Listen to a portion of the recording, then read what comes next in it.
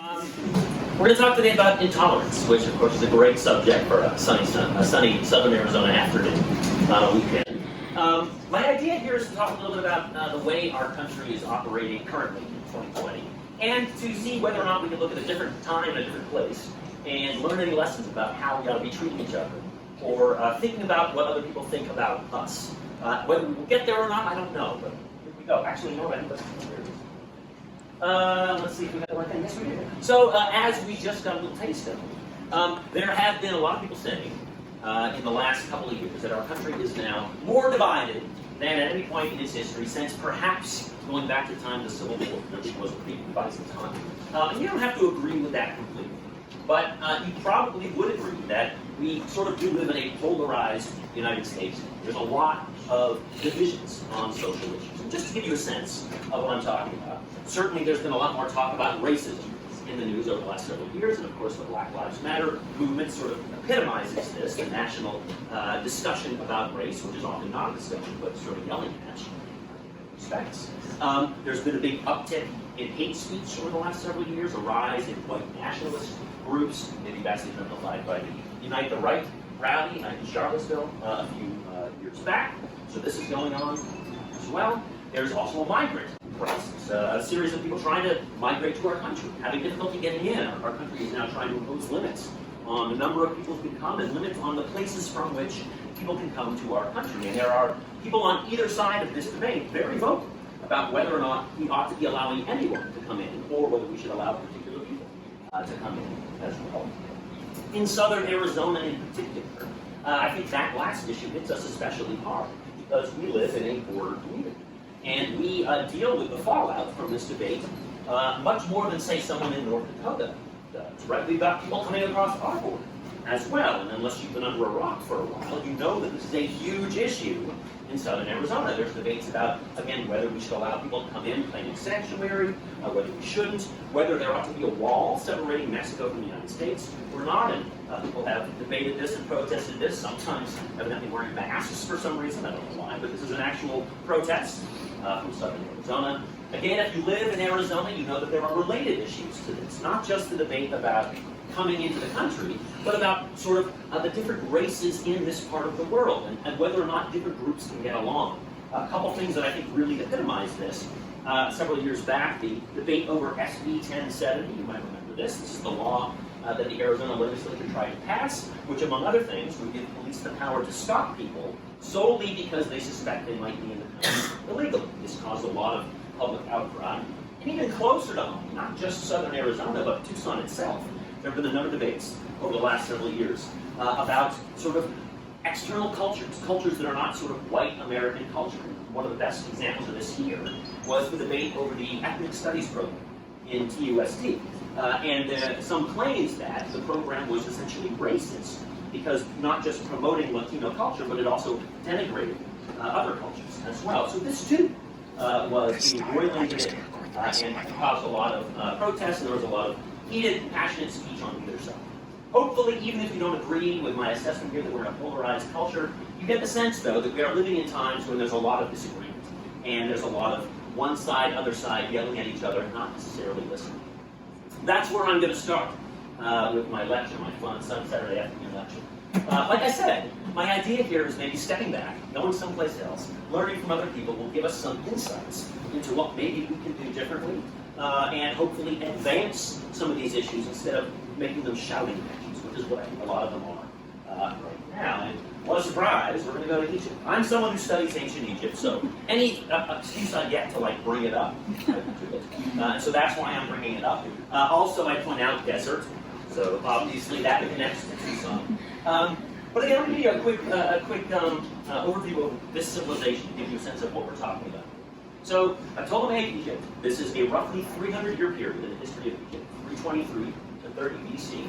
It's the direct aftermath of the conquest of Egypt by Alexander the Great. He conquers Egypt in 330, he's dead by 323. In the aftermath of his death, his generals fight with one another, eventually carve up his empire, and one of his generals, a guy named Ptolemy, takes over Egypt, inherits this as his kingdom. He and his successors do a pretty good job of running this, and they set up a dynasty that lasts, if you do the math, almost 300 years. Now, if you ever thought about ancient Egypt before, and I suspect you have, even if you don't like Egypt, you've thought about it. You're thinking about sphinxes and pyramids and pharaohs and mummies and the Book of the Dead, stuff like that. We absolutely have that going on in Egypt in this 300-year period.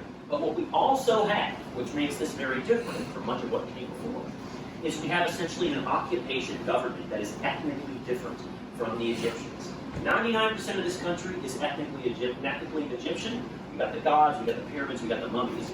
The top 1%, however, in this period and after, is a Greek Macedonian occupation government. They are the heirs of Alexander and Ptolemy, and they're running the country. And as you might guess, when you have a situation like this, there's a lot of possibility for conflict and tension. And sure enough, there is tension. Oftentimes this tension is along racial ethnic lines, in particular between Greece and Egyptians. How do we know this? How do we know that there's tension? Are we just guessing? No, we're not just guessing. Wouldn't you know it? We have evidence for it. Now, another great thing about Ptolemaic Egypt, in the later period of Egypt, is that we have thousands upon thousands of documents that detail in very minute detail what exactly people's lives were like on the ground level. We have these papyri, these pieces of papyrus paper, it's a tongue twister, that have survived because of the climate in Egypt. They haven't been disintegrated as they would have been throughout the rest of the Mediterranean. And they tell us all sorts of things about what people were doing. What I'm going to do in the next few minutes is translate a couple of these for you, give you a sense of what people did when they faced ethnic problems, when they had strife, when they had disagreements. Often what they would do is they report the conflict to an official. Translate a couple of documents in which people do this. And both of these documents tend to be about incidents in towns in which there seems to have been sort of a hate or ethnically charged incident, and someone asks for assistance. And again, like I say, these papyri really quite fascinating, and this is sort of what I do with my time, so feel free to ask us any questions if you have them afterward, if that's 11. Maybe it's not 11, in which case, disregard that. All right, so two examples. The first example I'm going to read for you dates from 218 BC, and it's a letter from Crocodilopolis, which means Crocodile City, but it's actually the name of the city in Egypt. And here's how it goes. And you'll be able to figure out what this means in just a second. To King Ptolemy, greetings, Heracleides, of those from Alexandronesos, who live in Crocodilopolis, in the Arsinoe province. I am wronged by Bauschatz, who lives in Psia of the same province. For in year 5, Thomanov 21, I traveled to Psia in the same province on private business. And while I was passing through, a certain Egyptian woman, whose name is said to be Bauschatz, leaned over and poured urine down on my clothing, with the result they were dripping with urine. I was angered and chided her, and she abused me. And when I told her off in return, Bauschatz, with her right hand, yanked the part of my cloak that lay upon my shoulder, the cloak I was wearing, and ripped it and struck it, with the result that my chest was laid bare in the presence of some bystanders whom I called to witness. The things of which I accused her she did out of insolence, and she herself put her hands on me first.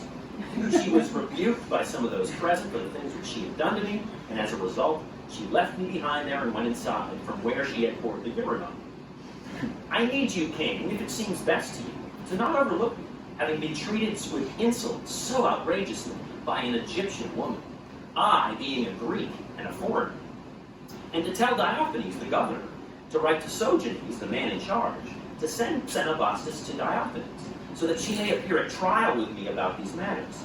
And if the things presented in my petition prove true, she may pay the penalty upon which the governor decides. For if this occurs, I shall find justice through you, king. Farewell.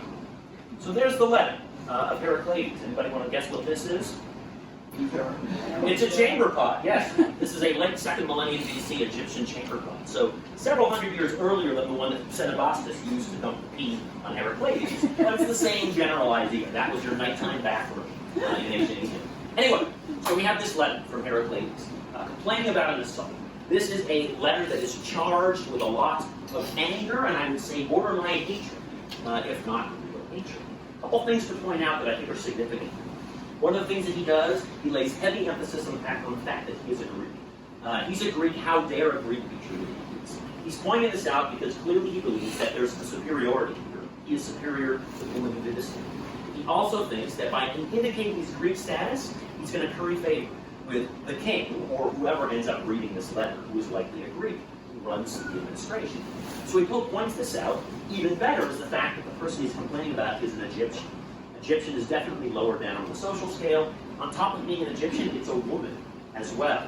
I don't want to shock anybody, but in the ancient world, women aren't citizens, women don't have jobs, women aren't really considered political entities at all. So she's far down on the social scale. And he's outlining this very clearly for the audience as well. Another thing, too, he highlights the fact that he's a foreigner as well. And I think when he says this, he's not saying, I'm a Greek. He's saying, I don't even live in the vicinity of this village where the assault occurred. And again, I think the idea here is to provoke outrage in the audience, to say, how dare this person attack this random guy who is just walking through the town? It makes her sound like she's crazed or just hates foreigners, which makes the offender, the alleged offender, look even worse. Another thing to point out, he uses the word insolence a couple of times.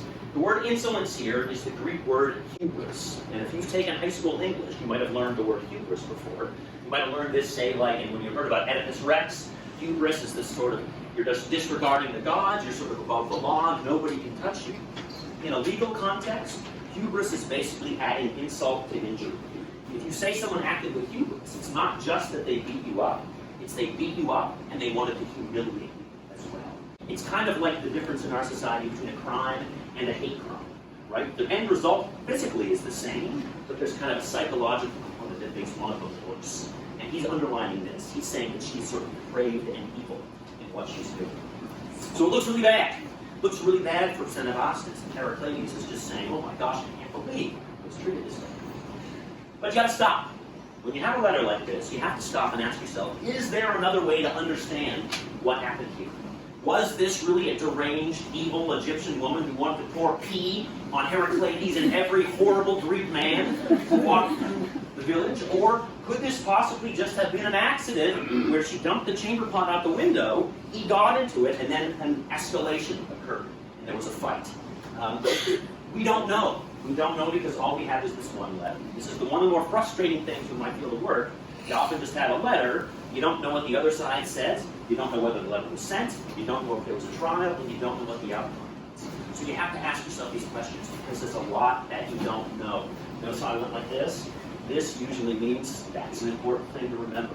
There's things we don't know, let's not jump to conclusions. One more example for you. This time I actually have an image of the text itself. And we'll come back in just a second. I'll say a couple of things about this. It's another letter. This one, from about 100 years later, 109 BC, we think, not entirely sure. Don't know where it's from. And it's sort of similar in a number of ways. Here it goes. To Ptolemaic, kinsman of the king and governor, from Ptolemaic, son of Ptolemaic, 7 Arura-holding native soldier of those under Commanus, also a crippled cobbler of those from Teptunis of the Ptolemon division, but living in Oxyringa of the same division. On the first of the intercalary days of Mesarine, year 8, Dionysius, police chief of the division, arriving in the village and entering my workshop with Demetrius and Apollonius the announcer, and Teos and Naphthanibus and other wayfarers, seized me and led me through the village with every form of mistreatment and insolence and blows, up to the middle street of the city. And they did not release me before shaking me down for 4 silver drachmas and 1,300 bronze drachmas. And they forced Panepharos, son of Horos, another native soldier, to place at the bank in my name for him a promissory note payable to Arios, the grain transport official for the division, for 44 silver drachmas. And in addition, they forced this same Arios to accept the aforementioned 44 silver drachmas from him, disdaining me because I am helpless and disabled. And they also carried off the clothes I was wearing. I ask that you not overlook me, but if it does not seem improper, please send. And then unfortunately, as so often happens, the papyrus breaks off. Breaks off right here. But as it happens, the person clearly ran out of room because the last 2 letters of the letter are written there in the upper margin. And it concludes like this. And if this takes place, I shall receive assistance from you. Year 8, Mesarine, intercalary day 1. Farewell. So we don't know what he asks for. Since I've got this up and I'm pointing at the papyrus, just to give you see, I don't know whether you can see it or not. I'll add a couple of things here. You might notice, especially if you look on the right side where it zooms in, you can see that some of the lines seem to have been crossed out, and people seem to have written in between the lines, most likely what this indicates is that this was a draft that the scribe was working on with the petitioner, and it was never actually sent. It probably would have come up with the story, then rewritten it, and sent it off, and then it might have had justice. But we don't know. We don't know what happened in this case. So, what do we have going on here? A little bit different in a variety of ways. Number one, this is not written by a Greek. It's written by an Egyptian. We know this for a couple of reasons. Number one, his name is clearly an Egyptian name. If you know Egyptian names, it's clear right away that it's an Egyptian. He also illustrates the fact that he is an Egyptian because he says it's an Egyptian soldier. Important to note, though, the phrase Egyptian soldier in Greek is actually just one word, it's machimos, and it just refers to a specific class of the Ptolemaic military. So he's not necessarily stressing his Egyptian nature by saying this, he's just saying that he has this job, essentially, or he had the job before he was disabled in the army. So he doesn't necessarily stress his Egyptianness the way Heraclides, the previous one, stressed his Greekness. And I think he knows that he's not necessarily going to get the same kind of reception that an angry Greek would have gotten from a Greek government. What he does do, though, is he stresses the fact that he was disabled. And this sort of makes it worse. The fact that he was attacked and dragged around by these guys, it's worse if you do this to somebody who calls themselves helpless. And he refers to himself as this way in a couple of places. So there's this. The offenders this time. We had an Egyptian woman last time. This time we basically got a posse of officials led by two guys with Greek names who probably were Greek. One of them the police chief of the town. It kind of looks like police gone wild, police corruption here. These two guys get a posse. Members of the posse have Egyptian names, so there are certainly Egyptians being involved in this operation. And it kind of looks like, it's sort of like the Wild West here. These guys get together and say, let's go rough up that guy down the street. And they steal his money and they beat him up. And as he points out, they take his clothes when all is said and done. Incidentally, the part about taking the clothes is one of the interlinear insertions. So it looks like he told the story and he tells the scribe, oh yeah, and right in there that they took my clothes too. And he writes it in. I always like to point that out. It's an afterthought. But anyway, so these guys go rough him up, and it sounds terrible. It sounds like this is absolutely abusive and hateful material. One more thing to point out. The word insolence, again, just as in the previous one, hubris is alleged as a reason why they did this. They didn't just hurt him. They hurt him and they wanted to humiliate him. And certainly the description sounds as though he was humiliated. Again, though, we need to step back and ask ourselves, okay, are these facts really facts, right? How much here is being inferred? How much here is the writer assuming about the beliefs and the motivation of the other side? It looks on paper, the writer's paper, that this was like a total takedown, and these guys decided to rough this guy up and steal a ton of money from him in a variety of different ways. However, there's other explanations. One of them is that this was actually a government-sanctioned debt collection operation. In Ptolemaic Egypt, the police essentially had a monopoly on violence. They were allowed to do whatever they needed to do to get what they needed to get done. And we know that the police were often employed to collect debts from people who had not paid their debts.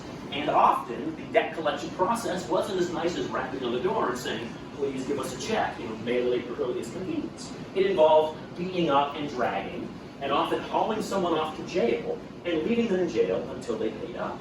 In this case, it looks as though they managed to find ways to get the money. We don't know if this is what happens. The petitioner certainly doesn't suggest that he owes any money, but a lot of other cases suggest that, yes, this might actually have been a legitimate break. Anyway, that's my last example from Egypt.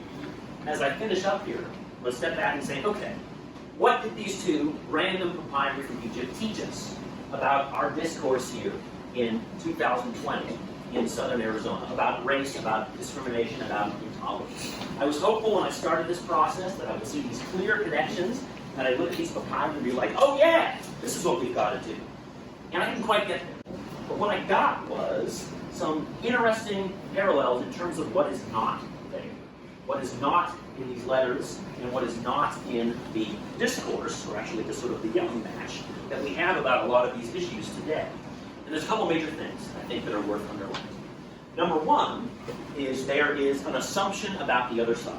An assumption about the motivation of the people that we are not agreeing with. Often that assumption, unfortunately, is that other people are acting with insolence, that they're doing things because they want to hurt us, they want to humiliate us, and they don't know what they're talking about. And heck, sometimes that actually might be true. But I think, and I would urge you to consider this, that it's important to not assume the worst of the other side. Even if they really suck and you know they're bad, don't assume the worst, because there's probably something redeeming in that other side. The other thing, too, which I think is really important, and let's go to the next quote. This idea here, recently in Malkavian, we have Black History Month coming up next month. It seems appropriate to bring Dr. King in here. The idea of loving one's enemy. I don't think he means go out and hug a neo-Nazi in Charlottesville. I don't think that's what he means.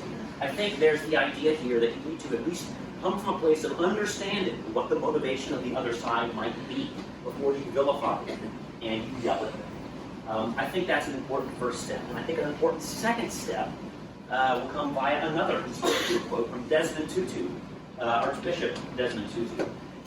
Dialogue is the other thing that is missing from both equations here. We're in a constant yelling match in our country today. The examples from Egypt, there's no dialogue whatsoever. These are one-sided examples with one-sided stories. And we are forced to sort of look between the lines to figure out whether or not we're getting the whole truth.